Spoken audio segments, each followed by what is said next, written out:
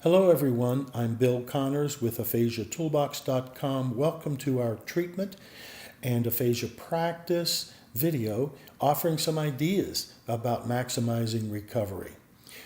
One thing we know is that for our clients to normalize their language and maximize their recovery is they have to recover the ability to use recursed sentences. Sounds like a fancy title, we're going to make it simple. So human language is unique because we have that syntactic grammar structure, but we're also able to use internal references with expression. Fancy, but here's what we mean.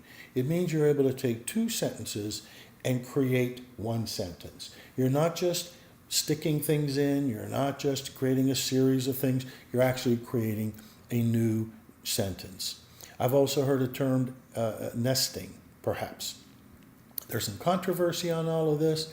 However, we know that the ability to make these kind of rich, robust, but yet simple, straightforward, everybody can do it, sentences is so important in maximizing aphasia recovery, especially in light of the power of the brain. Let's take a look at some examples here. Let me open the screen up. So we're going to take a look at some examples of how we do this. Take two sentences, merge them into one. Here we have, that is an apple, it is red. We might have two thoughts. Our clients might merge that into, that is a red apple. Now, we have a lot of ways to help the client do that. Well, sometimes I'll go, hey, turn those two into one. I might give some help by saying, get rid of this and move this thing right into here. I went too far. Okay, so that's what we're looking to do. There's so many ways to do this. Now, we of course try to normalize things as much as possible. So we'll start working on contracting that pronoun and that verb. Next thing you know, the client's talking and feeling normal. That's a red apple. Terribly important. And of course, we may have a number of information, a lot of information. That's an apple, it's red, it's sweet, it's large. To put into a sentence like, that is a red apple, that's sweet and large. So we can start moving into larger sentences. We can use conjunctions. That is a red apple and it is sweet and large. One more example here. He likes to walk, he goes fast. So now we can talk about, sometimes that is going to go at the end. He likes to walk fast.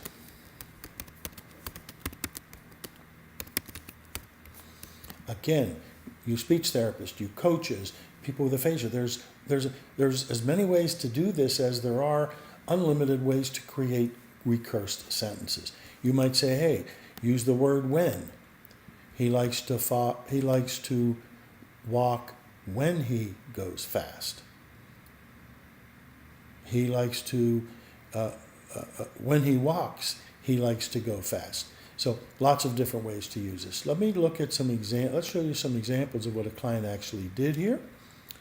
So this was interesting and very creative. I typed, I made lasagna, it had meat.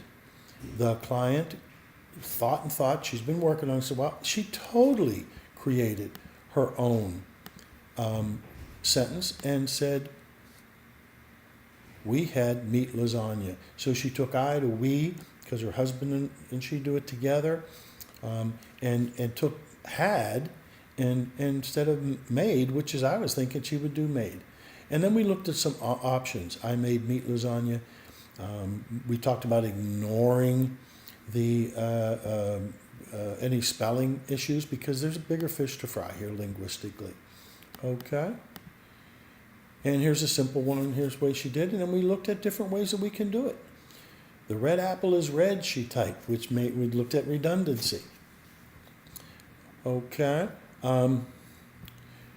And finally, let's take a look at, there was a woman, and there's a woman, she is competent, she is a competent woman. And looking at some different ways that the client was able to type we take the train to Seattle we take the train. And it was fascinating that she was looking at, wow, there's all these different ways to do it, so let it flow, create and generate. Okay, we can't do this if we're imitating.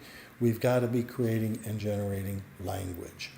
So if you have any questions, feel free to contact us at aphasiatoolbox.com, and we'll be doing more with this, and hopefully we made something that sounds kind of fancy and complicated rather simple.